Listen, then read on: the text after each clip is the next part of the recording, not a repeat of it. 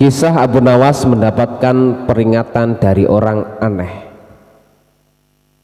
Suatu hari Abu Nawas dipanggil oleh Baginda Raja Sultan Harun al-Rasyid. Abu Nawas, kata Baginda Raja Harun al-Rasyid memulai pembicaraan. Daulat Paduka yang mulia, kata Abu Nawas penuh ta'zim. Aku harus berterus terang kepadamu bahwa kali ini engkau kupanggil bukan untuk kupermainkan atau kuperangkap, tetapi aku benar-benar memerlukan bantuanmu, kata Baginda bersungguh-sungguh. Gerangan apakah yang bisa hamba lakukan untuk Paduka yang mulia? Tanya Abu Nawas. Ketahuilah bahwa beberapa hari yang lalu aku mendapat kunjungan kenegaraan dari negeri sahabat. Kebetulan rajanya beragama Yahudi. Raja itu adalah sahabat karibku. Begitu dia berjumpa denganku, dia langsung mengucapkan salam secara Islam, yaitu Assalamualaikum. Aku tak menduga sama sekali. Tanpa pikir panjang aku menjawab sesuai dengan yang diajarkan oleh agama kita, yaitu kalau mendapat salam dari orang yang tidak beragama Islam, hendaklah engkau menjawab wassalamualaikum, yang artinya kecelakaan bagi kamu. Tentu saja dia merasa tersinggung. Dia menanyakan mengapa aku tega membalas salamnya yang penuh doa keselamatan dengan jawaban yang mengandung kecelakaan. Saat itu sungguh aku tak bisa berkata apa-apa selain diam. Pertemuanku dengan dia selanjutnya tidak berjalan dengan semestinya. Aku berusaha menjelaskan bahwa aku hanya melaksanakan apa yang dianjurkan oleh ajaran agama kita, tetapi dia tidak bisa menerima penjelasanku. Aku merasakan bahwa pandangannya terhadap agama Islam tidak semakin baik, tetapi malah sebaliknya. Dan sebelum kami berpisah, dia berkata, rupanya hubungan antara kita mulai sekarang tidak semakin baik, tetapi sebaliknya. Namun bila engkau mempunyai alasan lain yang bisa aku terima, kita akan tetap bersahabat, kata Baginda menjelaskan dengan wajah yang amat murung. Oh, kalau itu persoalannya, mungkin hamba bisa memberikan alasan yang dikehendaki Raja sahabat Paduka itu yang mulia, kata Abu Nawas meyakinkan Baginda. Mendengar kesanggupan Abu Nawas, Baginda amat sangat riang gembira. Beliau berulang-ulang menepuk pundak Abu Nawas. Wajah Baginda yang semula gundah gulana seketika itu berubah secerah matahari di pagi hari. Cepat katakan wahai Abu Nawas, jangan biarkan aku menunggu, kata Baginda tak sabar. Baginda yang mulia, memang sepantasnya lah kalau Raja Yahudi itu mengaturkan ucapan salam keselamatan dan kesejahteraan kepada Baginda, karena ajaran Islam memang menuju keselamatan dari siksa api neraka dan kesejahteraan. Sedangkan Raja Yahudi itu tidak tahu Baginda adalah orang Islam. Bukankah Islam mengajarkan tauhid, yaitu tidak menyekutukan Allah dengan yang lain, juga tidak menganggap Allah mempunyai anak? Ajaran tauhid ini tidak dimiliki oleh agama-agama lain, termasuk agama yang dianut oleh Raja Yahudi sahabat Paduka yang mulia itu.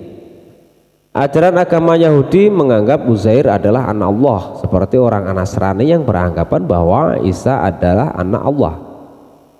Maha suci Allah dari segala sangkaan mereka, tidak pantas Allah mempunyai anak. Sedangkan orang Islam membalas salam dengan ucapan wassalamualaikum atau kecelakaan bagi kamu bukan berarti kami mendoakan agar kamu celaka, tetapi semata-mata karena ketulusan dan kejujuran ajaran Islam yang masih bersedia memperingatkan orang lain atas kecelakaan yang akan menimpa mereka bila mereka tetap berpegang teguh pada keyakinan yang keliru itu, yaitu tuduhan mereka bahwa Allah yang Maha Pengasih mempunyai anak. Abu Nawas menjelaskan.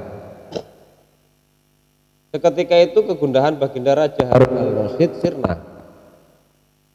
Kali ini saking gembiranya, Baginda menawarkan Abu Nawas agar memilih sendiri hadiah apa yang disukai. Abu Nawas tidak memilih apa-apa karena ia berkeyakinan bahwa tak selayaknya ia menerima upah dari ilmu agama yang ia sampaikan.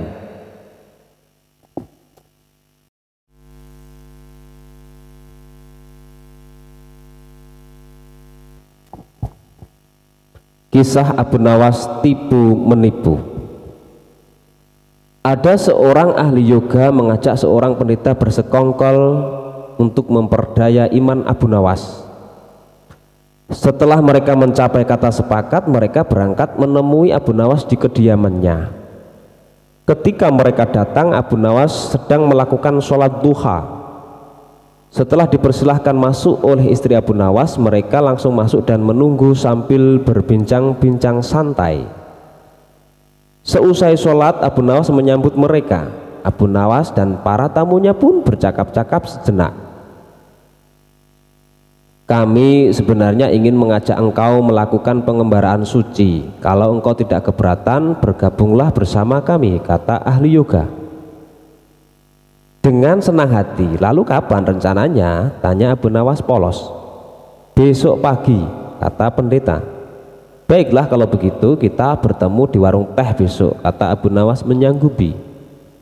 Hari berikutnya mereka berangkat bersama. Abu Nawas mengenakan jubah seorang sufi, ahli yoga, dan pendeta memakai seragam keagamaan mereka masing-masing. Di tengah jalan mereka mulai diserang rasa lapar karena mereka memang sengaja tidak membawa bekal. Hai Abu Nawas, bagaimana kalau engkau saja yang mengumpulkan derma guna membeli makanan untuk kita bertiga? Karena kami akan mengadakan kebaktian, kata pendeta. Tanpa banyak bicara, Abu Nawas berangkat mencari dan mengumpulkan derma dari dusun satu ke dusun yang lain. Setelah derma terkumpul, Abu Nawas membeli makanan yang cukup untuk 3 orang. Abu Nawas kembali ke pendeta dan ahli yoga dengan membawa makanan. Karena sudah tak sanggup menahan rasa lapar, Abu Nawas berkata, mari segera kita bagi makanan ini sekarang juga. Jangan sekarang, kami sedang berpuasa, kata ahli yoga. Tetapi aku hanya menginginkan bagianku saja, sedangkan bagian kalian terserah pada kalian, kata Abu Nawas menawarkan jalan keluar. Aku tidak setuju, kita harus seirama dalam berbuat apapun, kata pendeta.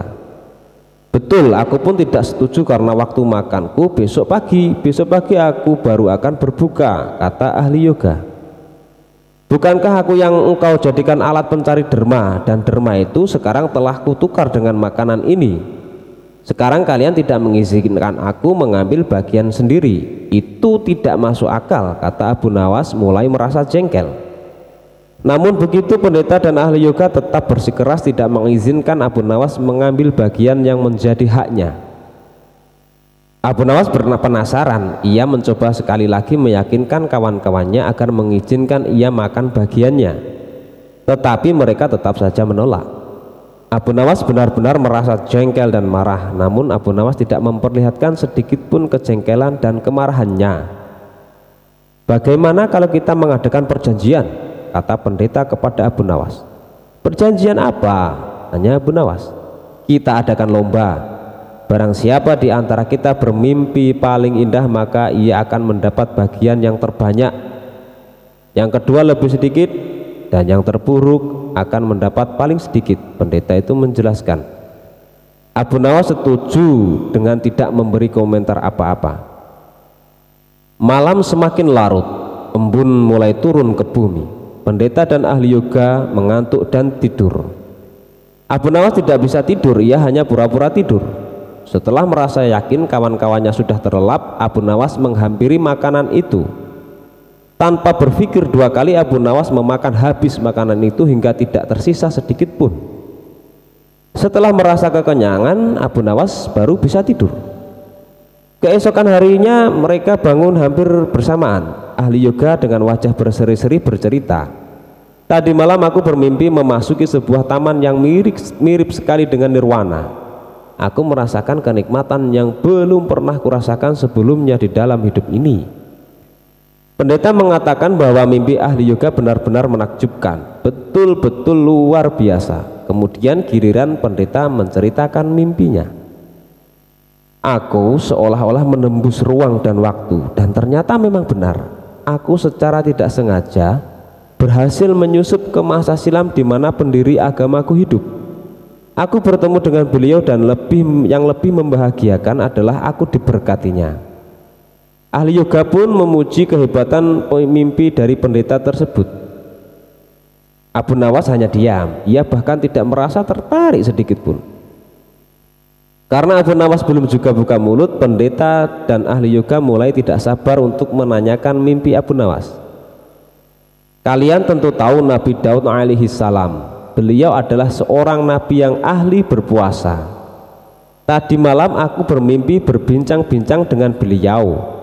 Beliau menanyakan apakah aku berpuasa atau tidak.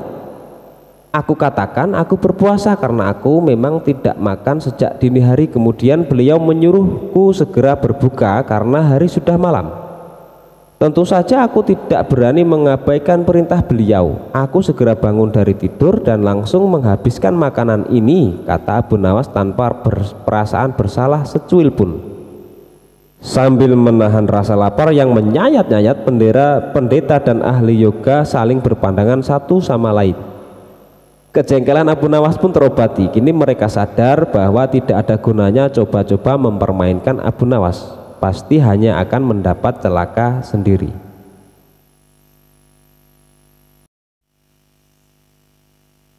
Kisah Abu Nawas akan dihukum pancung.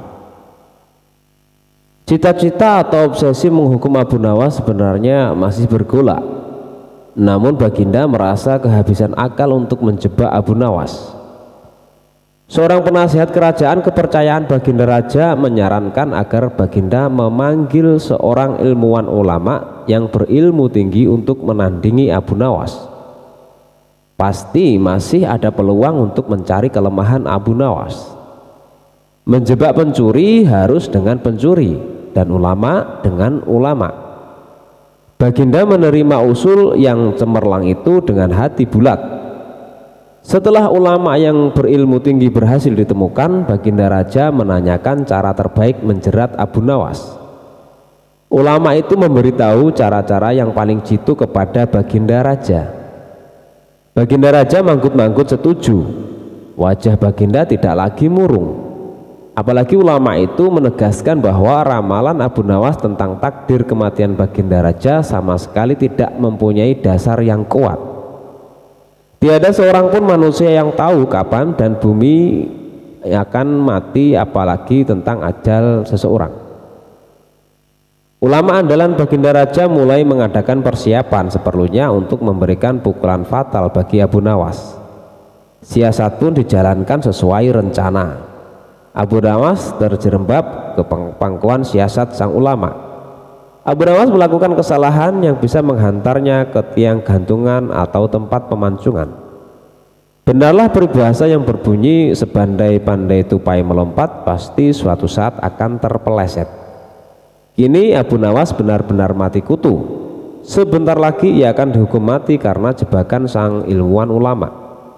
Benarkah Abu Nawas sudah keok? Kita lihat saja nanti. Banyak orang yang merasa simpati atas nasib Abu Nawas, terutama orang-orang miskin dan tertindas yang pernah ditolongnya. Namun derai air mata para pecinta dan pengagung Abu Nawas tak akan mampu menghentikan hukuman mati yang akan dijatuhkan. Baginda Raja Harun al-Rasyid benar-benar menikmati kemenangannya. Belum pernah Baginda terlihat seriang sekarang. Keyakinan orang banyak bertambah mantap. Hanya satu orang yang tetap tidak yakin bahwa hidup Abu Nawas akan berakhir setragis itu, yaitu istri Abu Nawas. Bukankah Allah Azza wa Jalla lebih dekat daripada urat leher? Tidak ada yang tidak mungkin bagi Allah yang maha gagah, dan kematian adalah mutlak urusannya. Semakin dekat hukuman mati bagi Abu Nawas, orang banyak semakin resah, tetapi bagi Abu Nawas malah sebaliknya. Semakin dekat hukuman bagi dirinya, semakin tenang hatinya. Malah Abu Nawas nampak setenang air di danau di pagi hari. Baginda Raja tahu bahwa ketenangan yang ditampilkan Abu Nawas hanyalah merupakan bagian dari tipu dayanya. Tetapi Baginda Raja telah bersumpah pada diri sendiri bahwa beliau tidak akan terkecoh untuk kedua kalinya. Sebaliknya Abu Nawas juga yakin selama nyawa masih melekat maka harapan akan terus menyertainya.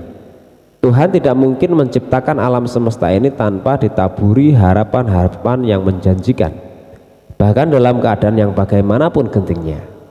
Keyakinan seperti inilah yang tidak dimiliki oleh Baginda Raja dan ulama itu. Seketika suasana menjadi hening sewaktu Baginda Raja memberikan sambutan tentang akan dilaksanakan hukuman mati atas diri terpidana Abu Nawas. Kemudian tanpa memperpanjang waktu lagi, Baginda Raja menanyakan permintaan terakhir Abu Nawas. Dan pertanyaan inilah yang paling dinanti-nantikan Abu Nawas. Adakah permintaan yang terakhir? Ada Paduka yang mulia, jawab Abu Nawas singkat. Sebutkan, kata Baginda. Sudilah kiranya hamba diperkenankan memilih hukuman mati yang hamba anggap cocok, wahai Baginda yang mulia, pinta Abu Nawas. Baiklah, kata Baginda menyetujui permintaan Abu Nawas. Paduka yang mulia, yang hamba pinta adalah bila pilihan hamba benar, hamba bersedia dihukum pancung. Tetapi jika pilihan hamba dianggap salah, maka hamba dihukum gantung saja, kata Abu Nawas memohon. Engkau memang orang yang aneh. Dalam saat-saat yang amat genting pun engkau masih sempat bersendau gurau. Tetapi ketahuilah bagiku, segala tipu muslihatmu hari ini tak akan bisa membawamu kemana-mana, kata Baginda sambil tertawa. Hamba tidak bersenda gurau, Paduka yang mulia, kata Abu Nawas bersungguh-sungguh. Baginda makin terpingkal-pingkal, namun belum selesai Baginda Raja tertawa-tawa, Abu Nawas berteriak dengan nyaring. Hamba minta dihukum pancung. Semua yang hadir kaget. Orang yang banyak belum mengerti mengapa Abu Nawas membuat keputusan itu. Tetapi kecerdasan otak Baginda Raja menangkap sesuatu yang lain, sehingga tawa Baginda yang semula berderai-derai mendadak terhenti. Kening Baginda berkenyit mendengar ucapan Abu Nawas. Baginda Raja tidak berani menarik kata-katanya karena telah disaksikan oleh ribuan rakyatnya. Beliau sudah terlanjur mengabulkan Abu Nawas menentukan hukuman mati yang paling cocok untuk dirinya. Kini kesempatan Abu Nawas membela diri. Baginda yang mulia, hamba tadi mengatakan bahwa hamba akan dihukum pancung. Kalau pilihan hamba benar, maka hamba dihukum gantung. Tetapi di manakah letak kesalahan pilihan hamba sehingga hamba harus dihukum gantung? Padahal hamba telah memilih hukuman pancung. Olah kata Abu Nawas memaksa Baginda Raja dan ulama itu tercengang. Benar-benar luar biasa otak Abu Nawas ini. Rasanya tidak ada lagi manusia pintar selain Abu Nawas di negeri Baghdad ini. Abu Nawas, aku mengampunimu, tapi sekarang jawablah pertanyaanku ini. Berapa banyakkah bintang di langit? Oh, gampang sekali tuanku. Iya, tapi berapa? 100 juta, 100 miliar? Tanya Baginda. Bukan tuanku, cuma sebanyak pasir di pantai. Kau ini, bagaimana bisa orang menghitung pasir di pantai? Bagaimana pula orang bisa menghitung bintang di langit? Kau memang penggeli hati, kau adalah pelipur lawaku. Abu Nawas, mulai sekarang jangan segan-segan. Sering-seringlah datang ke istanaku, aku ingin selalu mendengar lelucon-leluconmu yang baru. Siap Baginda. Lalu Baginda memerintahkan bendahara kerajaan memberikan sekantong uang kepada manusia terlucu di negerinya itu. Kisah Raja dan Jin Ifrit. Dengarlah wahai Ifrit, dahulu kala di sebuah negeri bernama Souman di daratan Persia ada seorang raja bernama Raja Yunani. Beliau sangat kaya raya dan terkenal dengan keberaniannya. Sayang dia menderita penyakit kusta yang tidak kunjung sembuh. Puluhan tabib telah dipanggilnya, namun tidak ada satu obat pun yang bisa menghilangkan kusta dari tubuhnya. Suatu hari datanglah di negeri itu seorang tabib bernama Duban. Dia sudah mendalami berbagai ilmu dari Yunani kuno sampai Yunani modern, dari Persia hingga Syria. Dia ahli dalam pengobatan maupun astrologi. Keahliannya membuat kagum tabib-tabib lainnya dan juga para ilmuwan. Ketika tabib Duban mendengar tentang penyakit yang diderita Raja Yunani, dia bermaksud untuk mencoba mengobatinya. Maka dipelajarilah kembali berbagai buku untuk mencari obat yang paling manjur. Esoknya dia menghadap Raja Yunani. Setelah memberikan penghormatan, disampaikanlah maksud kedatangannya, yaitu untuk mengobati penyakit kusta raja. Tuanku, saya dengar bahwa belum ada satu tabib pun yang bisa menyembuhkan penyakit Paduka. Jika Paduka mengizinkan, insya Allah saya bisa menyembuhkannya tanpa obat ataupun salep. Katanya, bagaimana caranya? Demi Allah, jika kamu bisa menyembuhkanku, aku akan memberikan apapun yang kau mau, harta yang banyak untukmu dan anak cucumu. Dan kamu akan kujadikan penasihat dan sahabat terbaikku, kata Raja, insya Allah saya bisa menyembuhkan Paduka. Besok saya akan mulai pengobatannya, kata tabib Duban. Kemudian ia memohon diri untuk mempersiapkan segala sesuatunya. Tabib Duban kemudian membuat sebuah stik golf yang diberi lubang di pegangannya. Di lubang itulah Tabib Duban memasukkan obat racikannya. Kemudian ia juga membuat sebuah bola sebagai pelengkapnya. Keesokan harinya, Tabib Duban kembali menghadap raja. Dia mengajak raja ke lapangan istana. Kemudian memberi raja stik golf buatannya dan sebuah bola. Dimintanya raja untuk memukul bola tersebut sambil menunggang kuda. Pukullah bolanya dengan sekuat tenaga. Saat badan Paduka berkeringat, maka panas tubuh Baginda akan membuat obat yang ada di dalam stik golf ini ke seluruh tubuh Paduka. Setelah itu, Paduka boleh kembali ke istana untuk mandi air hangat. Pastikan untuk menggosok tubuh Paduka hingga bersih. Lalu istirahatlah. Insya Allah besok penyakit Baginda akan sembuh, katanya. Raja Yunani lalu melakukan semua saran Tabib Duban. Ketika raja terbangun keesokan paginya, dia melihat bahwa kulitnya telah halus. Tidak ada tanda-tanda bahwa dia pernah menderita kusta. Kulitnya putih bersih tanpa noda. Raja sangat bersuka cita. Dia segera memerintahkan utusan untuk menjemput Tabib Duban ke istana. Sambil berkali-kali mengucapkan rasa terima kasihnya, raja memberikan berkantung-kantung emas, lusinan pakaian-pakaian mewah, dan hadiah-hadiah lainnya.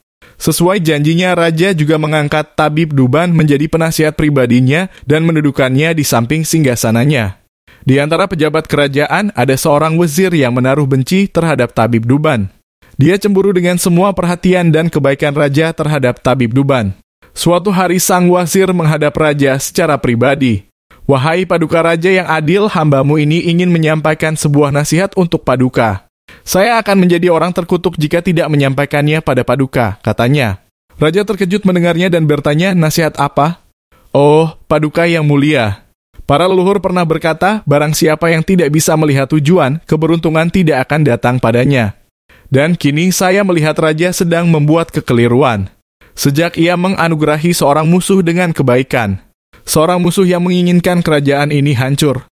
Dia menganugerahinya kebaikan, kekuasaan, dan menjadikannya penasihatnya, katanya. Siapakah teman yang kau maksud itu? Tanya raja. Paduka, tentu saja yang saya maksud adalah penasihat Paduka, Tabib Duban.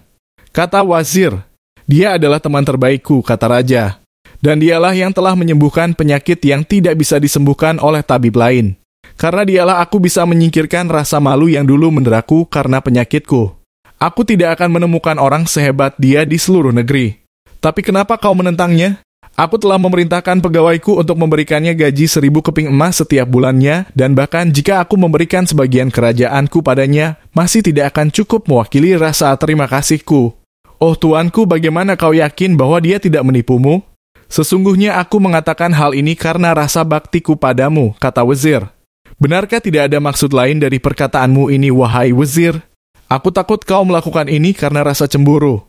Jika aku mengikuti nasihatmu, aku takut aku akan menyesal seperti seorang suami yang membunuh burung kakak tuanya. Aku akan menceritakan kisahnya padamu, kata raja. Maka, oh Ifrit, raja pun memulai ceritanya. Asmara memang aneh. Secara tak terduga, pangeran yang menjadi putra mahkota jatuh sakit. Sudah banyak tabib yang didatangkan untuk memeriksa dan mengobati, tetapi tak seorang pun mampu menyembuhkannya. Akhirnya raja mengadakan sayembara. Sayembara boleh diikuti oleh rakyat dari semua lapisan, tidak terkecuali oleh para penduduk negeri tetangga. Sayembara yang menyediakan hadiah menggiurkan itu dalam waktu beberapa hari berhasil menyerap ratusan peserta. Namun tak satu pun dari mereka berhasil mengobati penyakit sang pangeran. Akhirnya sebagai sahabat dekat Abu Nawas menawarkan jasa baik untuk menolong putra mahkota. Baginda Harun al-Rasyid menerima usul itu dengan penuh harap. Abu Nawas sadar bahwa dirinya bukanlah tabib. Dari itu ia tidak membawa peralatan apa-apa. Para tabib yang ada di istana tercengang melihat Abu Nawas yang datang tanpa peralatan yang mungkin diperlukan. Mereka berpikir, mungkinkah orang macam Abu Nawas ini bisa mengobati penyakit sang pangeran, sedangkan para tabib terkenal dengan peralatan yang lengkap saja tidak sanggup. Bahkan penyakitnya saja tidak terlacak. Abu Nawas merasa bahwa seluruh perhatian tertuju padanya, namun Abu Nawas tidak begitu memperdulikannya. Abu Nawas dipersilahkan memasuki kamar pangeran yang sudah terbaring. Ia menghampiri sang pangeran dan duduk di sisinya.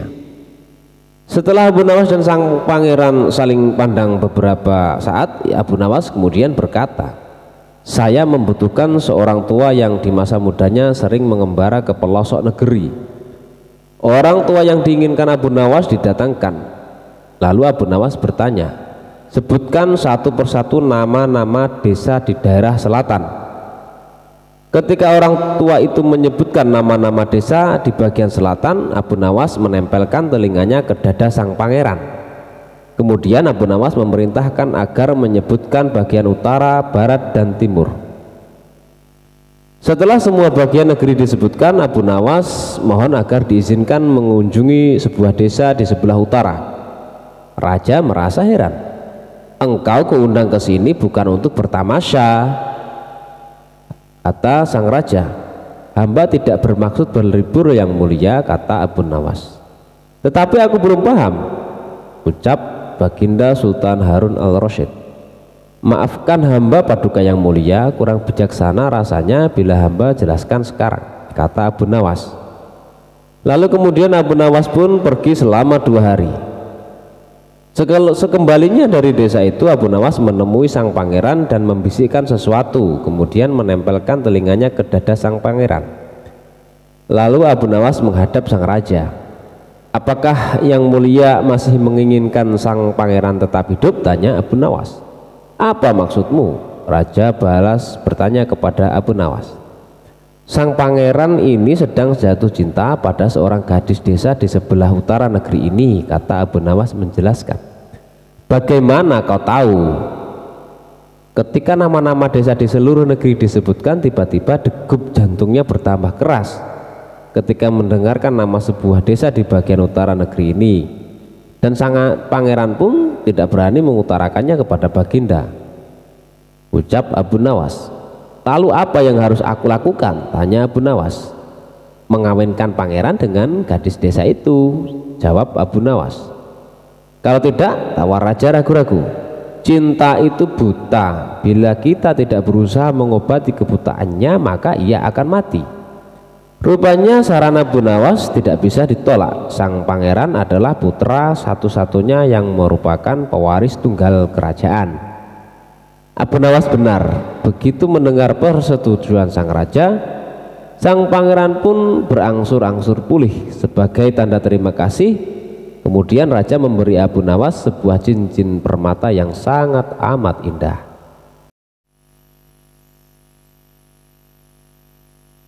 Abu Nawas mati. Baginda raja pulang ke istana dan langsung memerintahkan para prajuritnya menangkap Abu Nawas.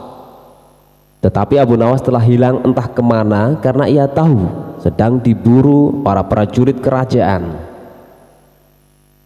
Dan setelah itu ia tahu bahwa para prajurit kerajaan sudah meninggalkan rumahnya. Abu Nawas baru berani pulang ke rumah. "Suamiku, para prajurit kerajaan tadi pagi mencarimu."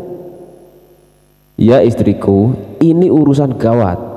Aku baru saja menjual Sultan Harun al-Rasyid menjadi budak." "Apa? Raja ku jadikan budak? Kenapa kau lakukan itu, suamiku?" "Supaya dia tahu di negerinya ada praktek jual beli budak dan jadi budak itu menjadi sengsara." "Sebenarnya maksudmu baik, tapi Baginda pasti marah. Buktinya para prajurit diperintahkan untuk menangkapmu. Menurutmu apa yang akan dilakukan Sultan Harun al-Rasyid kepadaku?" "Pasti kau akan dihukum berat, suamiku." "Wah, gawat, aku akan mengerahkan ilmu yang kusimpan." Abu Nawas kemudian masuk ke dalam. Ia mengambil air wudhu lalu mendirikan sholat 2 rakaat. Lalu berpesan kepada istrinya apa yang harus dikatakan bila Baginda datang. Tidak berapa lama kemudian tetangga Abu Nawas geger karena istri Abu Nawas menjerit-jerit. "Ada apa?" tanya tetangga Abu Nawas sambil tergopoh-gopoh. "Suamiku mati." "Hah? Abu Nawas mati?" "Iya." Kini kabar kematian Abu Nawas tersebar ke seluruh pelosok negeri. Baginda pun terkejut. Kemarahan dan kegeraman beliau agak susut mengingat Abu Nawas adalah orang yang paling pintar menyenangkan dan menghibur Baginda Raja. Baginda Raja beserta beberapa pegawai beserta seorang tabib di istana segera menuju rumah Abu Nawas. Tabib segera memeriksa Abu Nawas. Sesaat kemudian ia memberi laporan kepada Baginda bahwa Abu Nawas memang telah mati beberapa jam yang lalu. Setelah melihat sendiri tubuh Abu Nawas terbujur kaku tak berdaya, Baginda Raja merasa terharu dan meneteskan air mata. Kemudian beliau bertanya kepada istri Abu Nawas, "Adakah pesan terakhir Abu Nawas untukku?" "Ada, Paduka yang mulia," kata istri Abu Nawas sambil menangis. "Katakanlah," kata Baginda Raja.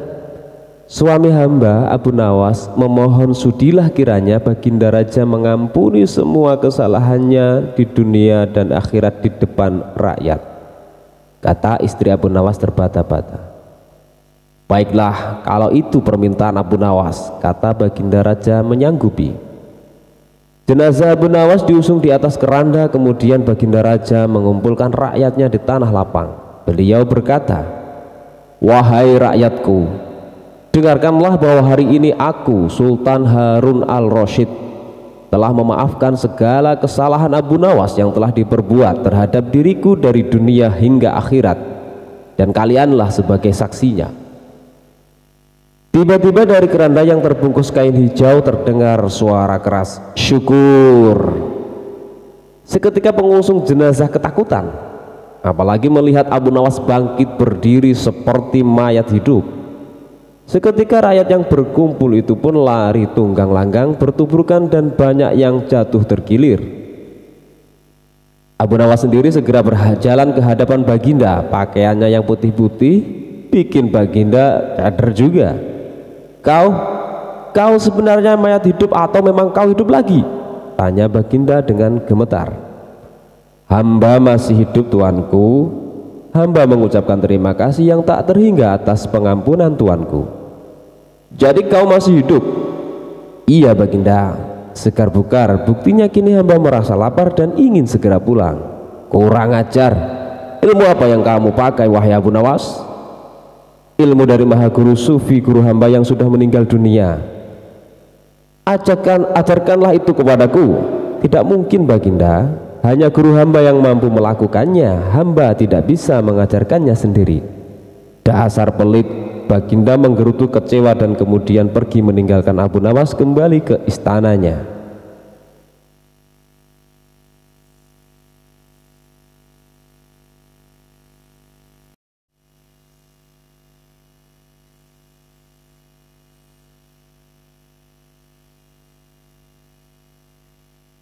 Kisah telur beranak. Pada suatu sore Abu Nawas duduk di beranda rumahnya sambil memandang langit. Abu Nawas berpikir bagaimana caranya agar sore itu keluarganya bisa dapat makan. Sementara itu, dalam jarak puluhan meter dari rumah Abu Nawas, seorang tuan tanah tinggal. Rumahnya mewah, lengkap dengan gudang makanan dan peternakan serta perkebunan yang luas. Hampir semua warga kampung di kampung itu, bahkan termasuk Abu Nawas, bekerja kepada tuan tanah tersebut. Namun, tuan tanah itu memiliki sifat yang sangat kikir serta tamak. Tuan tanah itu mendengar berita bahwa Abu Nawas memiliki keahlian yang unik.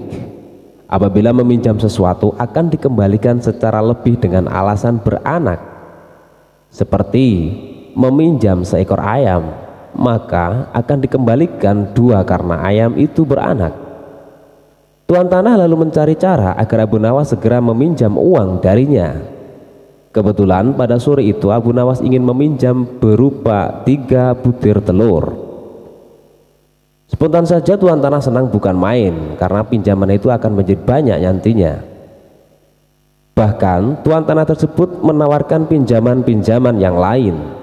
Akan tetapi Abu Nawas menolaknya karena dia hanya butuh 3 butir telur itu saja.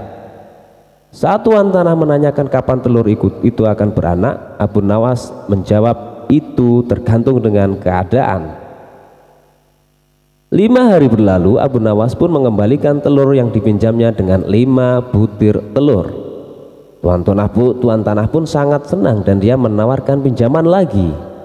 Abu Nawas pun meminjam piring tembikar sebanyak 2 buah, dan tuan tanah itu dengan senang hati meminjamkannya, dengan harapan piring tembikarnya beranak kayak telur ayam yang dulu. 5 hari pun berlalu lagi, dan Abu Nawas mengembalikan piring tembikar sebanyak 3 buah. Walaupun tidak sesuai dengan yang diharapkan, tetapi hati si tuan tanah cukup gembira. Tak apalah, pikir tuan tanah, karena bisa saja orang itu mempunyai anak tunggal bahkan tidak memiliki anak. Pada hari-hari selanjutnya, si tuan tanah menawarkan pinjaman uang senilai 1000 dinar, sebuah jumlah yang cukup besar, bahkan bisa untuk menggaji seluruh karyawan tuan tanah selama 1 bulan. Dia menanti dengan tidak sabar. Hari berganti hari, bahkan 5 hari terlewati sudah. Tak terasa sudah berjalan 1 bulan dan Abu Nawas tak kunjung datang ke rumahnya. Karena tidak sabar, si tuan tanah mendatangi Abu Nawas dengan didampingi pengawalnya. Mulanya si tuan tanah gembira, namun dia marah besar setelah menerima penjelasan dari Abu Nawas. Sayang sekali tuan, uang yang saya pinjam bukannya beranak malah 3 hari setelah saya pulang. Mati mendadak, ujar Abu Nawas. Mendengar itu si tuan tanah menjadi geram. Pengawalnya hampir saja memukul Abu Nawas, tapi untung saja tidak jadi karena ada rombongan pekerja yang baru pulang. Tuan tanah mengadukan Abu Nawas ke pengadilan dan berharap Abu Nawas digantung atau bahkan dihukum rajam. Di depan hakim, Abu Nawas melakukan pembelaan dengan membeberkan semua duduk persoalannya. Demikian juga dengan si tuan tanah. Lalu pengadilan pun memutuskan bahwa Abu Nawas tidak bersalah karena sangat masuk akal kalau sesuatu yang bisa beranak pasti bisa mati. Seketika itu juga tuan tanah yang tamak itu pingsan selama beberapa jam dan sulit untuk dibangunkan. Dia telah tertipu karena wataknya sendiri yang gigir, tamak, dan pelit.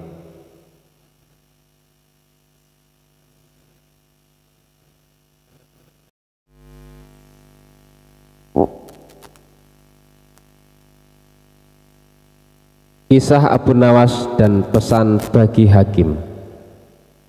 Bapaknya Abu Nawas adalah seorang penghulu kerajaan Baghdad bernama Maulana. Pada suatu hari bapaknya Abu Nawas yang sudah tua itu sakit parah dan akhirnya meninggal dunia. Abu Nawas dipanggil ke istana. Ia diperintah oleh Sultan untuk mengubur jenazah bapaknya itu sebagaimana adat Syekh Maulana. Apa yang dilakukan Abu Nawas hampir tiada bedanya dengan Kadi Maulana, baik mengenai tata cara memandikan jenazah hingga mengkafani, menyolati, dan mendoakannya. Maka Sultan bermaksud mengangkat Abu Nawas menjadi kadi atau penghulu menggantikan kedudukan bapaknya.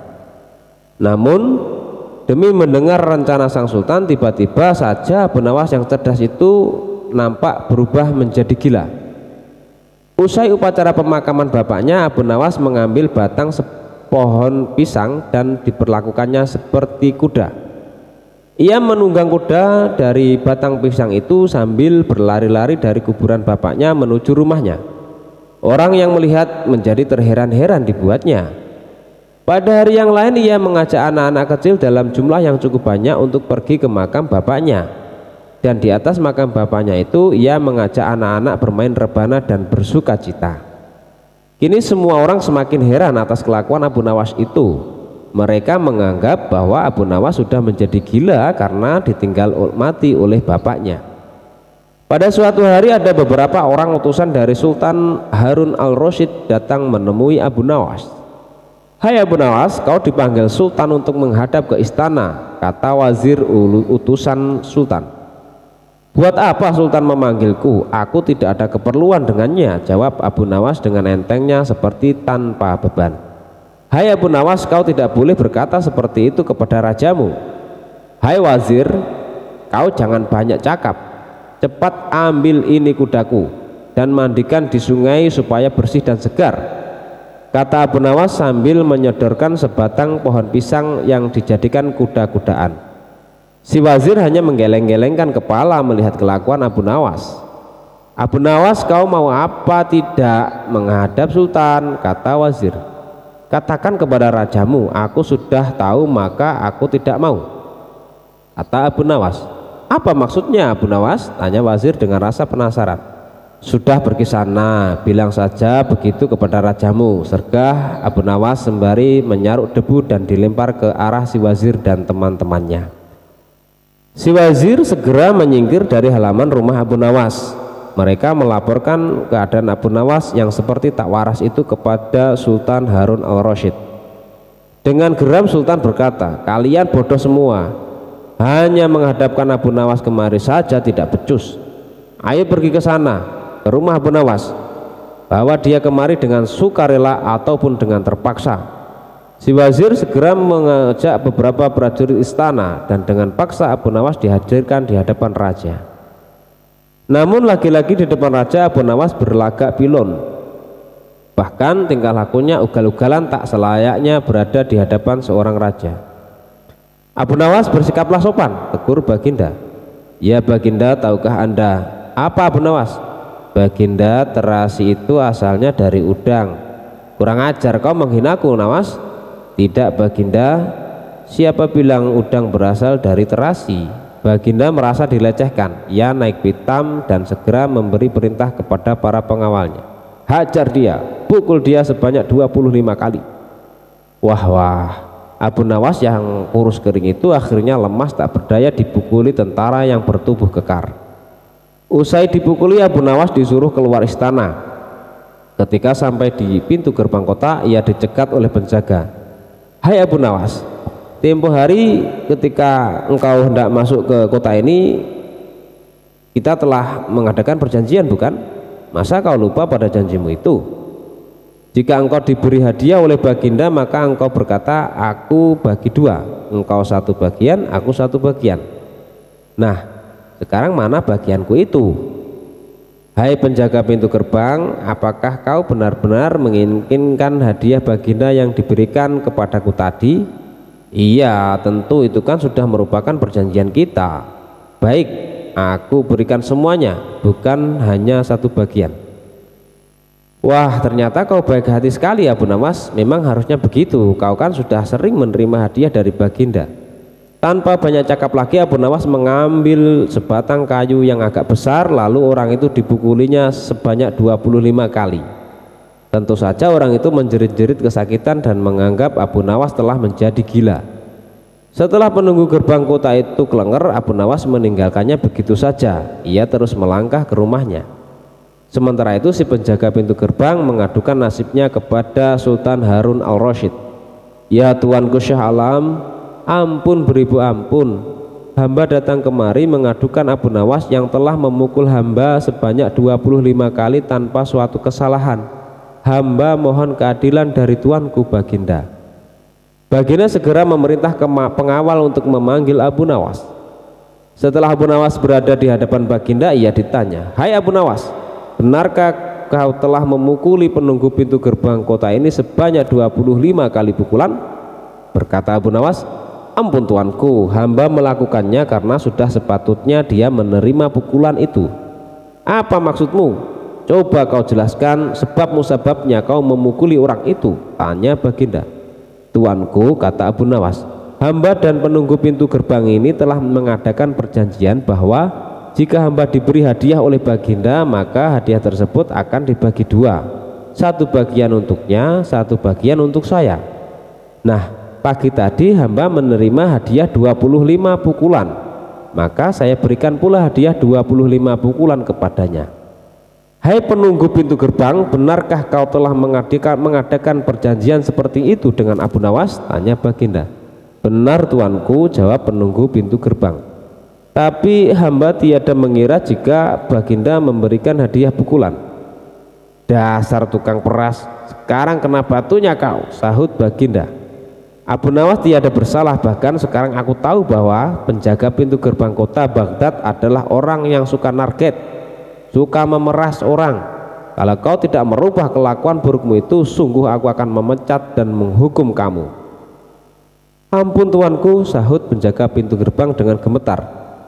Abu Nawas berkata, tuanku, hamba sudah lelah, sudah mau istirahat, tiba-tiba diwajibkan hadir di tempat ini. padahal hamba tiada bersalah. Hamba mohon ganti rugi, sebab jatah waktu istirahat hamba sudah hilang karena panggilan tuanku. Padahal besok hamba harus mencari nafkah untuk keluarga hamba. Sejenak baginda melengak, terkejut atas protes Abu Nawas. Namun tiba-tiba ia tertawa terbahak-bahak. Jangan khawatir Abu Nawas. Baginda kemudian memerintahkan bendahara kerajaan memberikan sekantong uang perak kepada Abu Nawas. Abu Nawas pun pulang dengan hati riang gembira. Tetapi sesampai di rumahnya, Abu Nawas masih bersikap aneh dan bahkan semakin nyentrik seperti orang gila sungguhan. Pada suatu hari Raja Harun al-Rasyid mengadakan rapat dengan para menterinya. Apa pendapat kalian mengenai Abu Nawas yang hendak kuangkat sebagai kadi? Wazir atau Perdana Menteri berkata, melihat keadaan Abu Nawas yang semakin parah otaknya, maka sebaiknya tuanku mengangkat orang lain saja menjadi kadi. Menteri-menteri yang lain juga mengutarakan pendapat yang sama. Tuanku, Abu Nawas telah menjadi gila, karena itu dia tak layak menjadi kadi. Baiklah, kita tunggu dulu sampai 21 hari, karena bapaknya baru saja mati. Jika tidak sembuh-sembuh, juga bolehlah kita mencari kadi yang lain saja. Setelah lewat 1 bulan Abu Nawas masih dianggap gila, maka Sultan Harun al-Rasyid mengangkat orang lain menjadi kadi atau penghulu kerajaan Baghdad. Konon dalam suatu pertemuan besar ada seorang bernama Fulan yang sejak lama berambisi menjadi kadi. Ia mempengaruhi orang-orang di sekitar baginda untuk menyetujui jika ia diangkat menjadi kadi. Maka tatkala ia mengajukan dirinya menjadi kadi kepada baginda, dengan mudahnya baginda menyetujuinya. Begitu mendengar Fulan diangkat menjadi kadi, maka Abu Nawas mengucapkan syukur kepada Tuhan. Alhamdulillah, aku telah terlepas dari bala yang mengerikan. Tapi sayang sekali, kenapa harus Fulan yang menjadi kadi? Kenapa tidak yang lain saja? Mengapa Abu Nawas bersikap seperti orang gila? Ceritanya begini. Pada suatu hari ketika ayahnya sakit parah dan hendak meninggal dunia, ia memanggil Abu Nawas untuk menghadap. Abu Nawas pun datang mendekati bapaknya yang sudah lemah lunglai. Berkata bapaknya, "Hai anakku, aku sudah hampir mati. Sekarang ciumlah telinga kanan dan telinga kiriku." Abu Nawas segera menuruti pemerintahan terakhir bapaknya. Ia cium telinga kanan bapaknya, ternyata berbau harum, sedangkan yang sebelah kiri berbau sangat busuk. "Bagaimana anakku, sudahkah kau cium?" "Benar bapak, ceritakanlah dengan sejujurnya baunya kedua telingaku ini." "Aduh pak, sungguh mengherankan. Telinga bapak yang sebelah kanan berbau harum sekali, tapi yang sebelah kiri kok baunya amat busuk." "Hai anakku Abu Nawas, tahukah engkau apa sebabnya bisa terjadi begini? Wahai bapakku, cobalah ceritakan kepada anakmu ini." Berkata Syekh Maulana, "Pada suatu hari datang 2 orang mengadukan masalahnya kepadaku. Yang seorang aku dengarkan keluhannya, tapi yang seorang lagi karena aku tak suka maka tak ku dengar pengaduannya. Inilah resiko menjadi kadi. Jika kelak kau suka menjadi kadi, maka kau akan mengalami hal yang sama. Namun jika kau tidak suka menjadi kadi, maka buatlah alasan yang masuk akal agar engkau tidak dipilih sebagai kadi oleh Sultan Harun al-Rasyid. Tapi tak bisa tidak, Sultan Harun al-Rasyid pastilah tetap memilih kamu sebagai kadi." Nah, itulah sebabnya Abu Nawas berpura-pura menjadi gila, hanya untuk menghindarkan diri agar tidak diangkat menjadi kadi. Seorang kadi atau penghulu pada masa itu kedudukannya seperti hakim yang memutus suatu perkara. Walaupun Abu Nawas tidak menjadi kadi, namun dia sering diajak konsultasi oleh sang raja untuk memutuskan suatu perkara. Bahkan ia kerap sekali dipaksa datang ke istana hanya sekedar untuk menjawab pertanyaan baginda raja yang aneh-aneh dan tidak masuk akal. Kisah Abu Nawas dan pukulan yang menjadi dinar. Pada suatu hari Abu Nawas menghadap ke istana. Ia pun bercakap-cakap dengan Sultan dengan hati yang riang gembira. Tiba-tiba terlintas dalam pikiran di benak Sultan, bukankah ibu si Abu Nawas ini sudah meninggal? Aku ingin mencoba kepandaiannya sekali lagi. Aku ingin menyuruh dia membawa ibunya ke istanaku ini. Kalau berhasil akan aku beri hadiah 100 dinar. Hai Abu Nawas, titah Sultan Harun al-Rasyid, besok bawalah ibumu ke istanaku. Nanti aku beri engkau hadiah 100 dinar. Abu Nawas pun sangat kaget. Bukankah beliau sudah tahu kalau ibuku sudah meninggal? Tapi mengapa beliau memerintahkan itu, pikirnya. Namun dasar Abu Nawas, ia menyanggupi saja perintah itu. Baiklah tuanku, esok pagi hamba akan bawa ibu hamba menghadap kemari, jawabnya mantap. Setelah itu ia pun mohon diri. Sesampai di rumah setelah makan dan minum, ia pergi lagi. Dijelajahinya sudut-sudut negeri itu, menyusuri jalan, lorong dan kampung untuk mencari seorang perempuan tua yang akan dijadikan sebagai ibu angkat. Rupanya tidak mudah menemukan sesosok perempuan tua. Setelah memeras tenaga mengayun langkah ke sana kemari hingga lelah, barulah ia menemukan yang dicari. Perempuan itu adalah seorang pedagang kue apem di pinggir jalan yang sedang memasak kue-kue dagangannya. Dihampirinya perempuan tua itu. Hai ibu, bersediakah engkau kujadikan ibu angkat? Kata Abu Nawas. Kenapa engkau berkata demikian? Tanya si ibu tua itu. Apa alasannya? Maka diceritakanlah perihal dirinya yang mendapat perintah dari sultan agar membawa ibunya ke istana, padahal ibunya sudah meninggal. Abu Nawas juga bercerita bahwa dia dijanjikan akan membagi 2 hadiah dari sultan yang akan diterimanya dengan ibu tua tersebut. Uang itu dapat ibu simpan untuk bekal meninggal bila sewaktu-waktu dipanggil Tuhan, kata Abu Nawas. Baiklah, kata si ibu tua itu, aku sanggup memenuhi permintaanmu itu. Setelah itu Abu Nawas menyerahkan sebuah tasbih dengan pesan agar terus menghitung biji tasbih itu meskipun di depan sultan, dan jangan menjawab pertanyaan yang diajukan. Sebelum meninggalkan perempuan itu, Abu Nawas mewanti-wanti agar rencana ini tidak sampai gagal. Untuk itu ia akan menggendong perempuan tua itu ke istana. Baiklah anakku, moga-moga Tuhan memberkatimu, kata si ibu tua itu, dan terutama kepada ibuku.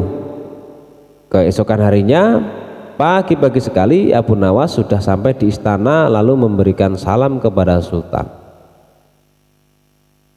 Assalamualaikum ya tuanku Syah Alam.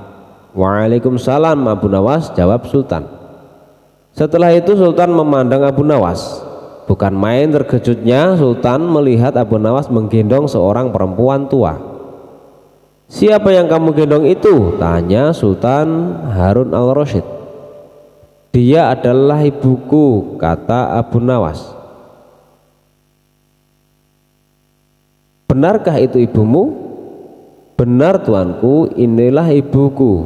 Beliau sudah tua dan kakinya lemah dan tidak mampu berjalan kemari, padahal rumahnya sangat jauh. Itulah sebabnya hamba menggendong ibu kemari, kata Abu Nawas sambil mendudukkan ibu tua itu di hadapan sang raja. Setelah duduk, ibu tua itu pun segera memegang tasbih dan segera menghitung biji tasbih tanpa henti, meski sultan mengajukan beberapa pertanyaan kepadanya. Tentu saja sultan tersinggung. Ibumu ini sangat tidak sopan Abu Nawas. Lagi pula apa yang dikatakannya itu sampai tidak mau berhenti. Sembah Abu Nawas, ya tuanku Syah Alam, suami ibu hamba ini 99 banyaknya. Beliau sengaja menghafal nama-nama mereka satu persatu dan tidak akan berhenti sebelum selesai semuanya. Demi mendengar ucapan Abu Nawas itu perempuan itu pun melempar tasbih dan bersembah datang kepada sultan. Ya tuanku Syah Alam, katanya, adapun hamba ini dari muda sampai tua begini hanya seorang suami hamba. Apabila sekarang ini berada di hadapan tuanku, itu adalah atas permintaan Abu Nawas. Dia berpesan agar hamba menghitung-hitung biji tasbih dan tidak menjawab pertanyaan tuanku. Nanti Abu Nawas akan membagi 2 hadiah yang akan diterimanya dari tuanku. Begitu mendengar ucapan perempuan tua itu, Sultan tertawa dan menyuruh memukul Abu Nawas 100 kali. Ketika perintah itu akan dilaksanakan, Abu Nawas minta izin untuk dipertemukan dengan Sultan. Ya tuanku, hukuman apakah yang akan tuanku jatuhkan kepada hamba ini? Karena engkau berjanji kepadaku akan membawa ibumu kemari, aku pun berjanji akan memberi hadiah uang 100 dinar. Tapi karena kamu tidak bisa memenuhi janjimu, dapatlah engkau 100 kali pukulanku, kata Sultan. Ya tuanku Syah Alam, kata Abu Nawas, hamba berjanji dengan perempuan tua ini akan membagi 2 hadiah yang akan tuanku berikan kepada hamba. Tetapi karena sekarang hamba mendapat dera, hadiah itu juga harus dibagi 2. Karena yang bersalah 2 orang. Hamba terimalah hukuman itu, tetapi 50 seorang dengan perempuan tua ini. Dalam hati Sultan bergumam, jangankan dipukul 50 kali, dipukul sekali saja perempuan tua ini tidak akan mampu berdiri. Setelah itu Sultan memberi 50 dinar kepada perempuan itu sambil berpesan agar tidak cepat percaya kepada Abu Nawas bila lain kali menemuinya. Dengan sukacita diterimanya hadiah itu dan dipandangnya Abu Nawas. Ya tuanku Syah Alam, ampun beribu ampun. Jika ibuku telah mendapat anugerah dari Paduka, tidak adil kiranya bila anaknya ini dilupakan begitu saja. Ya terimalah pula bagianmu, ujar Baginda sambil tersenyum. Ini semua orang tertawa dalam hati setelah Abu Nawas bermohon diri pulang ke rumah. Demikianlah pula perempuan itu dan semua yang hadir di balairu istana dengan perasaan masing-masing.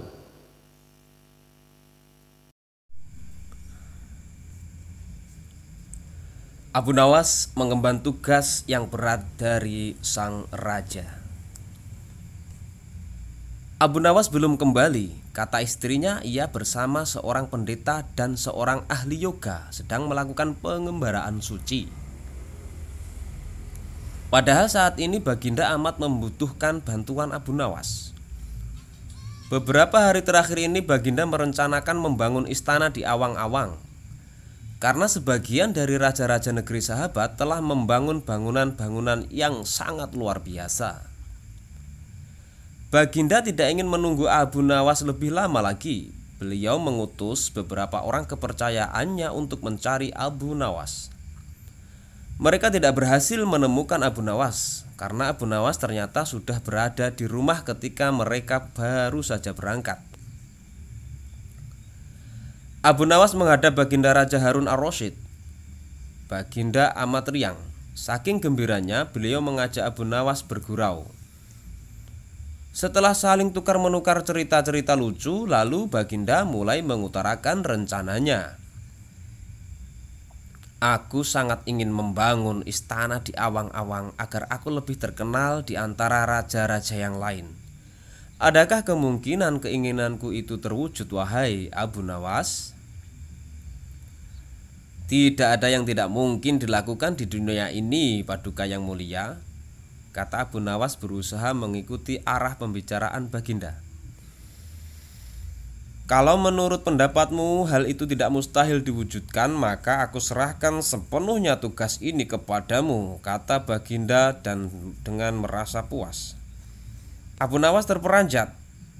Ia menyesal telah mengatakan kemungkinan mewujudkan istana di awang-awang.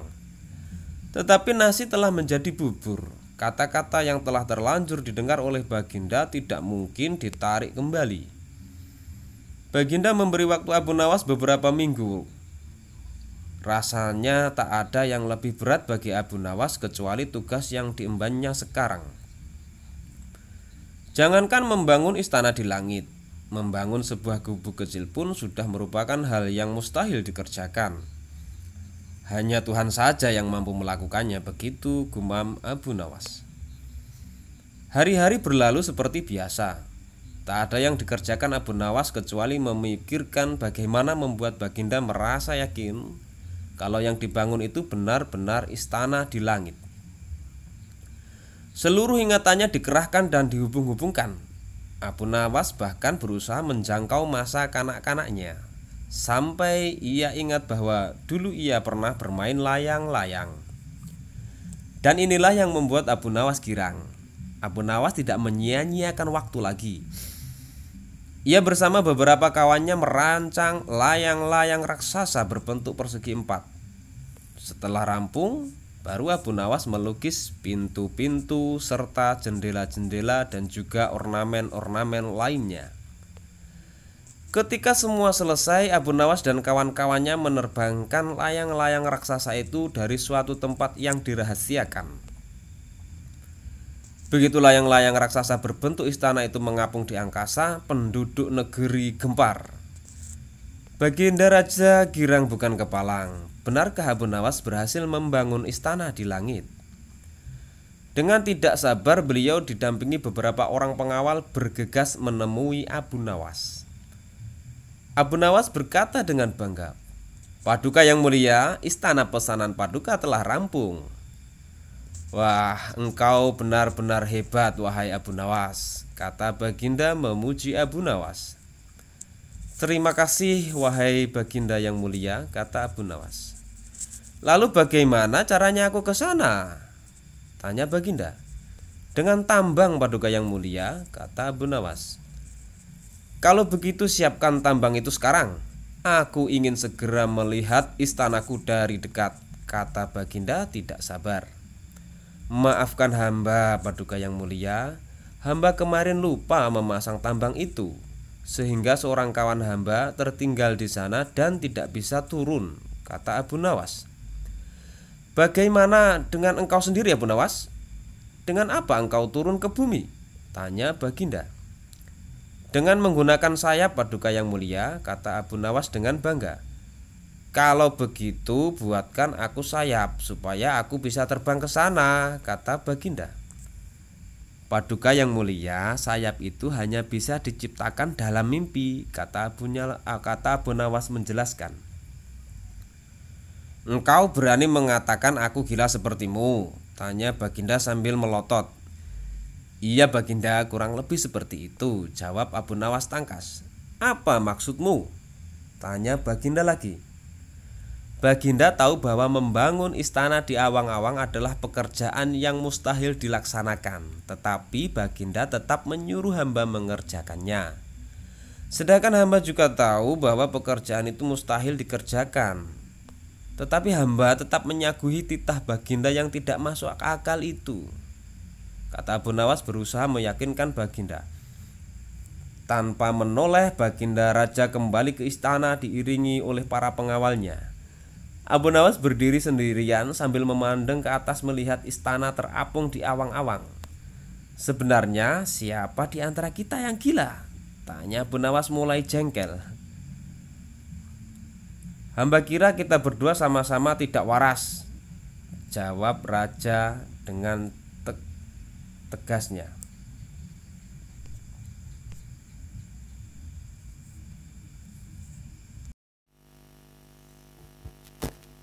Kisah Abu Nawas hukum berdasarkan mimpi. Bukanlah Abu Nawas namanya kalau kehabisan akal pada saat terdesak dan juga pada saat terjepit. Meskipun dikelilingi pembesar-pembesar kerajaan, tapi tetap saja akalnya main demi menunjukkan kebenaran ke semua orang. Salah satu kisahnya adalah ketika Abu Nawas harus menghentikan sepak terjang sang hakim yang tidak adil sama sekali, yaitu hukum berdasarkan mimpi. Pada suatu sore, Abu Nawas tampak sedang mengajar murid-muridnya dan datanglah dua orang tamu yang datang ke rumahnya. Yang pertama adalah wanita penjual qahwa, sedangkan yang satunya adalah seorang pemuda berkebangsaan Mesir. Wanita tua itu berkata hanya beberapa kata saja, kemudian diteruskan oleh pemuda Mesir. Setelah mendengar pengaduan mereka, Abu Nawas menyuruh murid-muridnya untuk menutup kitab mereka. "Sekarang pulanglah kalian dan ajaklah teman-teman kalian datang kepadaku pada malam hari ini sambil membawa cangkul, penggali, kapak, dan martil serta batu," ujar Abu Nawas. Meskipun para murid merasa heran dengan perintah gurunya, namun mereka tetap patuh dengan perintah sang guru. Pada malam harinya mereka datang ke rumah Abu Nawas dengan membawa peralatan yang diminta oleh sang guru. Pada malam tiba, lalu Abu Nawas memerintahkan mereka untuk merusak rumah Tuan Qadi yang baru saja terpilih. Abu Nawas juga menegaskan bahwa mereka harus merobohkan rumah tersebut. Bahkan kalau ada yang menghalangi, haruslah mereka lawan. Setelah mendapatkan arahan dari Abu Nawas, para muridnya langsung menuju rumah Tuan Qadi. Mereka menghancurkan rumah Tuan Qadi dengan kalap. Masyarakat sekitar yang melihat ulah mereka merasa heran, dan mereka tidak berani mencegah sama sekali. Melihat rumahnya dirusak, Tuan Qadi marah besar namun tak berdaya. "Siapa yang menyuruh kalian merusak rumahku?" "Guru kamu, Tuan Abu Nawas." "Apakah betul?" "Iya," jawab murid-murid Abu Nawas. "Dasar Abu Nawas provokator, orang gila. Besok pagi aku akan melaporkannya kepada Baginda," teriak Tuan Qadi penuh amarah. Dan benar saja pada keesokan harinya Tuan Qadi mengadukan kejadian malam itu, sehingga Abu Nawas dipanggil agar menghadap sang raja. Baginda Raja menanyakan apa alasan Abu Nawas melakukan perusakan tersebut. Namun bukan Abu Nawas jika tidak memiliki jawaban yang unik. Dijelaskan oleh Abu Nawas bahwa dia melakukan pengerusakan karena beberapa hari yang lalu bermimpi, dan di dalam mimpi tersebut Tuan Qadi memintanya untuk merusak rumahnya karena ingin rumah yang baru. Lalu sang raja menanyakan bagaimana Abu Nawas dapat hukum hanya berdasarkan mimpi saja. Mendengar pertanyaan itu, Abu Nawas dengan tenang menjawab, "Hamba juga memakai hukum Tuan Qadi yang baru ini, tuanku." Mendengar perkataan Abu Nawas, seketika wajah Tuan Qadi menjadi pucat.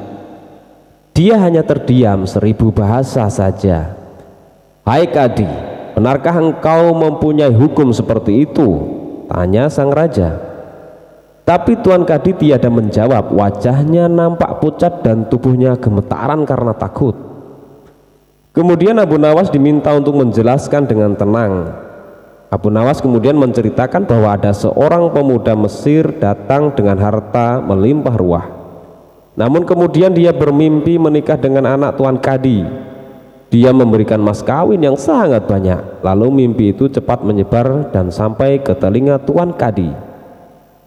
Lalu Tuan Qadi memanfaatkan mimpi itu dengan meminta harta pemuda itu untuk mas kawin anaknya. Padahal itu hanyalah mimpi belaka. Sedang menurut Tuan Qadi itu harus dilakukan, sehingga pemuda itu pun akhirnya jatuh miskin. Setelah cross-check dengan mendatangkan pemuda Mesir itu, akhirnya raja sadar jika Qadi yang ditunjuknya itu adalah orang yang zalim. Kemudian raja memberikan hukuman mengambil harta Qadi dan diberikan kepada pemuda Mesir tersebut. Lalu kemudian Tuan Qadi dijebloskan ke dalam penjara karena telah berbuat zalim dan menyalahgunakan wewenang.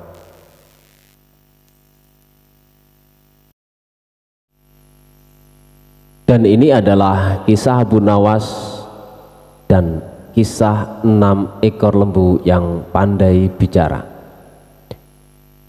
Pada suatu hari Sultan Harun al-Rasyid memanggil Abu Nawas menghadap ke istana. Kali ini Sultan ingin menguji kecerdikan Abu Nawas. Sesampainya di hadapan Sultan, Abu Nawas pun menyembah dan Sultan bertitah, "Hai Abu Nawas, aku menginginkan 6 ekor lembu berjenggot yang pandai bicara. Bisakah engkau mendatangkan mereka dalam waktu seminggu? Kalau gagal, akan aku penggal lehermu." "Baiklah tuanku Syah Alam, hamba junjung tinggi titah tuanku." Semua pegawai istana yang hadir pada saat itu mereka berkata dalam hati, "Mampuslah kau Abu Nawas." Abu Nawas bermohon diri dan pulang ke rumah. Begitu sampai di rumah, ia duduk berdiam diri merenungkan keinginan Sultan. Seharian ia tidak keluar rumah sehingga membuat tetangga heran. Ia baru keluar rumah persis setelah seminggu kemudian, yaitu batas waktu yang diberikan Sultan kepadanya. Ia segera menuju kerumunan orang banyak lalu ujarnya, "Hai orang-orang muda, hari ini hari apa?" Orang-orang yang menjawab benar akan dia lepaskan, tetapi orang-orang yang menjawab salah akan ia tahan. Dan ternyata tidak ada seorang pun yang menjawab dengan benar. Tak ayal Abu Nawas pun marah-marah kepada mereka. "Begitu saja kok tidak bisa menjawab? Kalau begitu mari kita menghadap Sultan Harun al-Rasyid untuk mencari tahu kebenaran yang sesungguhnya." Keesokan harinya balairung istana Baghdad dipenuhi warga masyarakat yang ingin tahu kesanggupan Abu Nawas membawa 6 ekor lembu berjenggot. Sampai di depan Sultan Harun al-Rasyid, ia pun mengaturkan sembah dan duduk dengan khidmat. Lalu Sultan berkata, "Hai Abu Nawas, mana lembu berjenggot yang pandai bicara itu?" Tanpa banyak bicara, Abu Nawas pun menunjuk ke 6 orang yang telah dibawanya. "Inilah mereka, Tuanku Syah Alam." "Hai Abu Nawas, apa yang kau tunjukkan kepadaku itu?" "Ya Tuanku Syah Alam, tanyalah pada mereka hari apa sekarang," jawab Abu Nawas. Ketika Sultan bertanya, ternyata orang-orang itu memberikan jawaban berbeda-beda. Maka berujarlah Abu Nawas, "Jika mereka manusia tentunya tahu hari ini hari apa, apalagi jika tuanku menanyakan hari yang lain, akan tambah pusinglah mereka. Manusia atau hewankah mereka ini? Inilah lembu berjenggot yang pandai bicara itu, tuanku." Sultan heran melihat Abu Nawas pandai melepaskan diri dari ancaman hukuman, maka Sultan pun memberikan hadiah 5.000 dinar kepada Abu Nawas.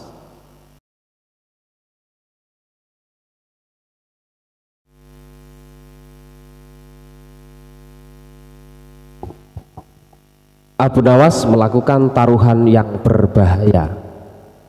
Pada suatu sore ketika Abu Nawas ke warung teh, kawan-kawannya sudah berada di situ. Mereka memang sengaja sedang menunggu Abu Nawas. "Nah, ini Abu Nawas datang," kata salah seorang dari mereka. "Ada apa?" kata Abu Nawas sambil memesan secangkir teh hangat. "Kami tahu engkau selalu bisa melepaskan diri dari perangkap-perangkap yang dirancang Baginda Raja Harun al-Rasyid. Tetapi kami yakin kali ini engkau pasti dihukum, Baginda Raja, bila engkau berani melakukannya." Kawan-kawan Abu Nawas membuka percakapan. "Apa yang harus kutakutkan? Tidak ada sesuatu apapun yang perlu ditakuti kecuali Allah Subhanahu wa Ta'ala," kata Abu Nawas menantang. "Selama ini belum pernah ada seorang pun di negeri ini yang berani memantati Baginda Raja Harun al-Rasyid. Bukankah begitu, hai Abu Nawas?" tanya kawan Abu Nawas. "Tentu saja tidak ada yang berani melakukan hal itu, karena pasti itu adalah pelecehan yang amat sangat berat, hukumannya pasti dipancung," kata Abu Nawas memberitahu. "Itulah yang ingin kami ketahui darimu, beranikah engkau melakukannya?" "Sudah kukatakan bahwa aku hanya takut kepada Allah Subhanahu wa Ta'ala saja. Sekarang apa taruhannya bila aku bersedia melakukannya?" Abu Nawas ganti bertanya. 100 keping uang emas. Di samping itu Baginda harus tertawa tatkala engkau pantati," kata mereka. Abu Nawas pulang setelah menyanggupi tawaran yang amat sangat berbahaya itu. Kawan-kawan Abu Nawas tidak yakin Abu Nawas sanggup membuat Baginda Raja tertawa, apalagi ketika dipantati.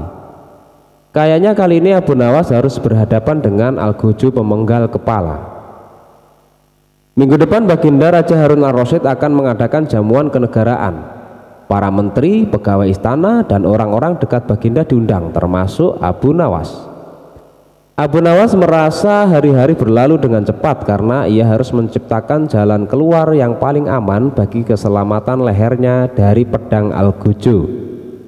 Tetapi bagi kawan-kawan Abu Nawas, hari-hari terasa amat panjang karena mereka tak sabar menunggu pertaruhan yang amat mendebarkan itu.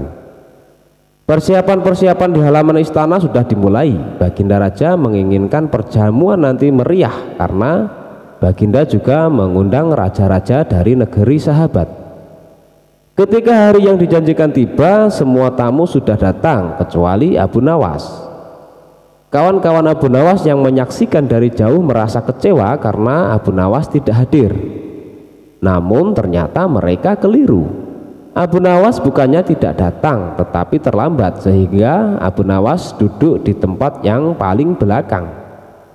Ceramah-ceramah yang mengesankan mulai disampaikan oleh para ahli pidato, dan tibalah giliran Baginda Raja Harun ar-Rasyid menyampaikan pidatonya. Seusai menyampaikan pidato, Baginda melihat Abu Nawas duduk sendirian di tempat yang tidak ada karpetnya. Karena merasa heran, Baginda bertanya, "Mengapa engkau tidak duduk di atas karpet?" "Paduka yang mulia, hamba haturkan terima kasih atas perhatian Baginda. Hamba sudah merasa cukup bahagia duduk di sini," kata Abu Nawas. "Wahai Abu Nawas, majulah dan duduklah di atas karpet. Nanti pakaianmu kotor karena duduk di atas tanah," Baginda Raja menyarankan. "Ampun tuanku yang mulia, sebenarnya hamba ini sudah duduk di atas karpet." Baginda pun bingung mendengar pengakuan Abu Nawas, karena Baginda melihat sendiri Abu Nawas duduk di atas lantai. "Karpet mana yang engkau maksudkan itu, wahai Abu Nawas?" tanya Baginda masih bingung. "Karpet hamba sendiri tuanku yang mulia. Sekarang hamba selalu membawa karpet karena kemanapun hamba pergi," kata Abu Nawas seolah-olah menyimpan misteri. "Tetapi sejak tadi aku belum melihat karpet yang engkau bawa," kata Baginda Raja bertambah bingung. "Baiklah Baginda yang mulia, kalau memang ingin tahu maka dengan senang hati hamba akan menunjukkan kepada Paduka yang mulia," kata Abu Nawas sambil beringsut-ringsut ke depan. Setelah cukup dekat dengan Baginda, Abu Nawas berdiri kemudian menungging menunjukkan potongan karpet yang ditempelkan di bagian pantatnya. Abu Nawas kini seolah-olah memantati Baginda Raja Harun ar-Rasyid.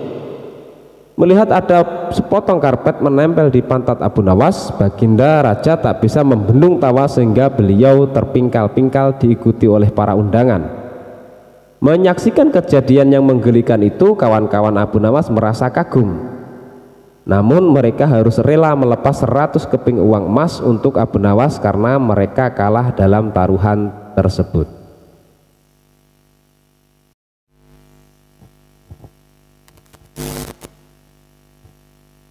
Kisah Abu Nawas dan pintu akhirat. Tidak seperti biasa, hari itu Baginda tiba-tiba ingin menyamar menjadi rakyat biasa. Beliau ingin menyaksikan kehidupan di luar istana tanpa sepengetahuan siapapun agar lebih leluasa bergerak. Baginda mulai keluar istana dengan pakaian yang amat sangat sederhana, layaknya seperti rakyat jelata. Di sebuah perkampungan beliau melihat beberapa orang berkumpul. Setelah Baginda mendekat, ternyata ada seorang ulama sedang menyampaikan kuliah tentang alam barzah. Tiba-tiba ada seorang yang datang dan bergabung di situ. Ia bertanya kepada ulama itu, "Kami menyaksikan orang kafir pada suatu waktu dan mengintip kuburnya, tetapi kami tiada mendengar mereka berteriak dan tidak pula melihat penyiksaan-penyiksaan yang katanya sedang dialaminya. Maka bagaimana cara membenarkan sesuatu yang tidak sesuai dengan yang dilihat mata?" Ulama itu kemudian berpikir sejenak dan kemudian ulama itu berkata, "Untuk mengetahui yang sedemikian itu harus dengan panca indera yang lain. Ingatkah kamu dengan orang yang sedang tidur? Dia kadangkala bermimpi dalam tidurnya digigit ular, diganggu dan sebagainya. Ia juga merasa sakit dan takut ketika itu, bahkan memekik dan keringat bercucuran pada keningnya. Ia merasakan hal semacam itu seperti ketika tidak tidur. Sedangkan engkau yang duduk di dekatnya menyaksikan keadaan seolah-olah tidak terjadi apa-apa. Padahal apa yang dilihat serta dialaminya adalah dikelilingi ular. Maka jika masalah mimpi yang remeh saja sudah tidak mampu mata lahir melihatnya, mungkinkah engkau bisa melihat apa yang terjadi di alam barzah?" Baginda Raja terkesan dengan penjelasan ulama itu. Baginda masih ikut mendengarkan kuliah itu. Kini ulama itu melanjutkan kuliahnya tentang alam akhirat. Dikatakan bahwa di surga tersedia hal-hal yang amat disukai nafsu, termasuk benda-benda. Salah satu benda-benda itu adalah mahkota yang amat luar biasa indahnya. Tak ada yang lebih indah dari barang-barang di surga karena barang-barang itu tercipta dari cahaya. Saking indahnya maka satu mahkota jauh lebih bagus dari dunia dan isinya. Baginda makin terkesan. Beliau kemudian pulang ke istana. Baginda sudah tidak sabar ingin menguji kemampuan Abu Nawas. Lalu kemudian Abu Nawas dipanggil. Setelah menghadap Baginda Raja, kemudian Baginda mengatakan sesuatu kepada Abu Nawas. Aku menginginkan engkau sekarang juga berangkat ke surga, kemudian bawakan aku sebuah mahkota surga yang katanya tercipta dari cahaya itu. Apakah engkau sanggup, wahai Abu Nawas? Sanggup, Paduka yang mulia, kata Abu Nawas langsung menyanggupi tugas yang mustahil dilaksanakan itu. Tetapi Baginda harus menyanggupi pula satu syarat yang akan hamba ajukan. Sebutkan syarat itu, kata Baginda Raja. Hamba mohon Baginda menyediakan pintunya agar hamba bisa memasukinya. Pintu apa? Tanya Baginda belum mengerti. Pintu alam akhirat, jawab Abu Nawas. Apa itu? Tanya Baginda ingin tahu. Kiamat, wahai Paduka yang mulia. Masing-masing alam mempunyai pintu. Pintu alam dunia adalah liang peranakan ibu. Pintu alam barzah adalah kematian. Dan pintu alam akhirat adalah kiamat. Surga berada di alam akhirat. Bila Baginda masih tetap menghendaki hamba mengambilkan sebuah mahkota di surga, maka dunia harus kiamat terlebih dahulu. Mendengar penjelasan Abu Nawas, Baginda Raja terdiam. Di sela-sela kebingungan Baginda Raja Harun al-Rasyid, Abu Nawas bertanya lagi, masihkah Baginda menginginkan mahkota dari surga? Baginda Raja tidak menjawab. Beliau diam 1000 bahasa. Sejenak kemudian Abu Nawas mohon diri karena Abu Nawas sudah tahu jawabannya. Dan ini adalah kisah Abu Nawas dan harimau berjenggot. Hai Abu Nawas, seru Khalifah Harun al-Rasyid, sekarang juga kamu harus dapat mempersembahkan kepadaku seekor harimau berjenggot. Jika gagal, aku bunuh kau. Kata-kata itu merupakan perintah sultan yang diucapkan dengan penuh tegas dan kegeraman.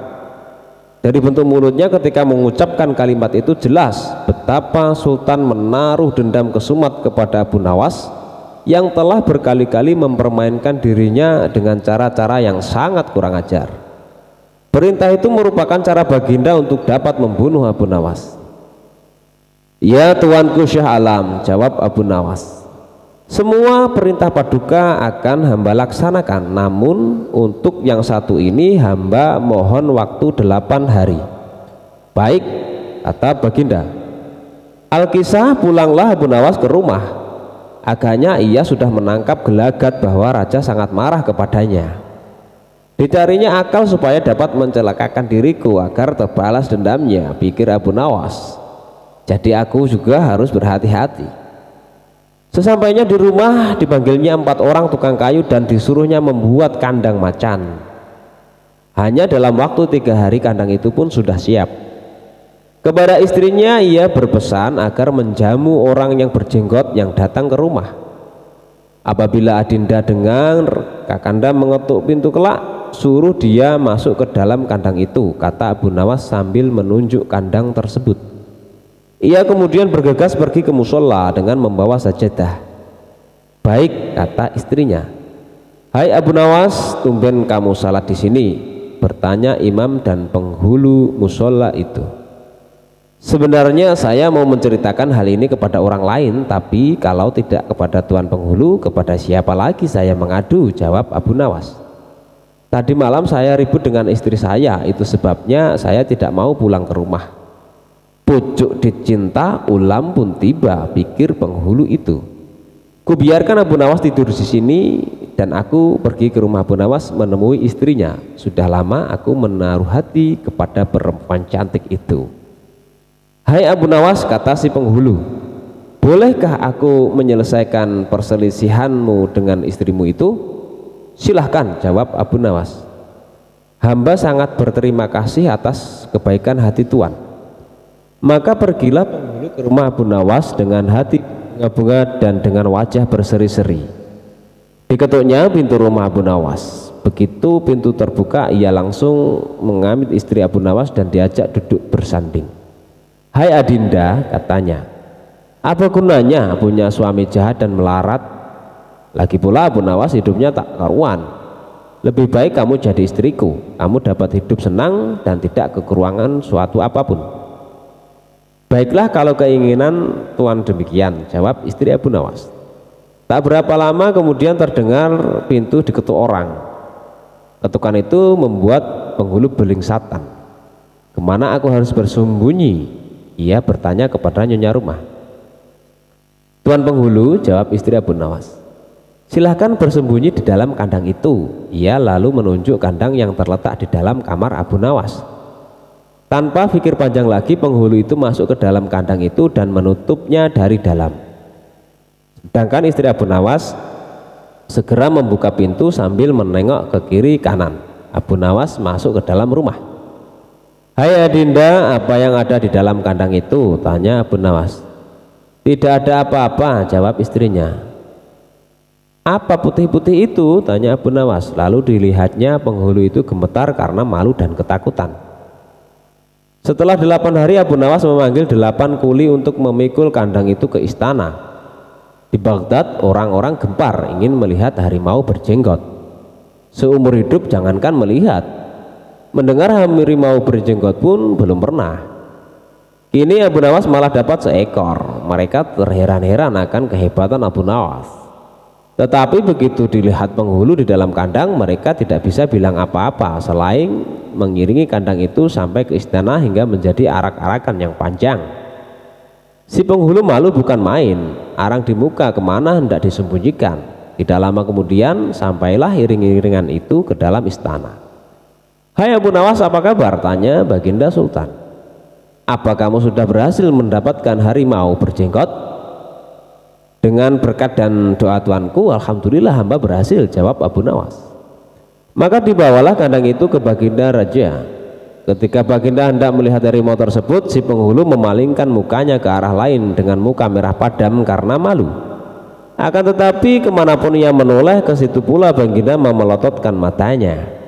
Tiba-tiba Baginda menggeleng-gelengkan kepala dengan takjub, sebab menurut penglihatan beliau yang ada di dalam kandang itu adalah penghulu musola.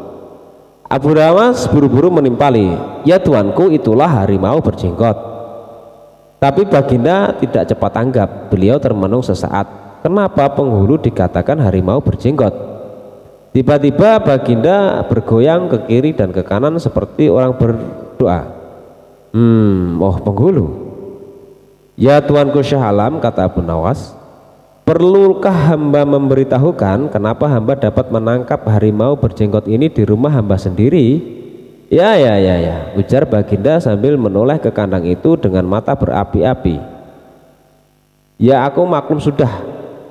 Bukan main murka Baginda kepada penghulu itu, sebab ia yang semestinya menegakkan hukum, ia pula yang melanggar dan ia telah berkhianat. Baginda segera memerintahkan penggawa mengeluarkan penghulu dari kandang dan diarak ke keliling pasar. Setelah sebelumnya dicukur segi 4 agar diketahui oleh seluruh rakyat betapa aibnya orang yang berkhianat.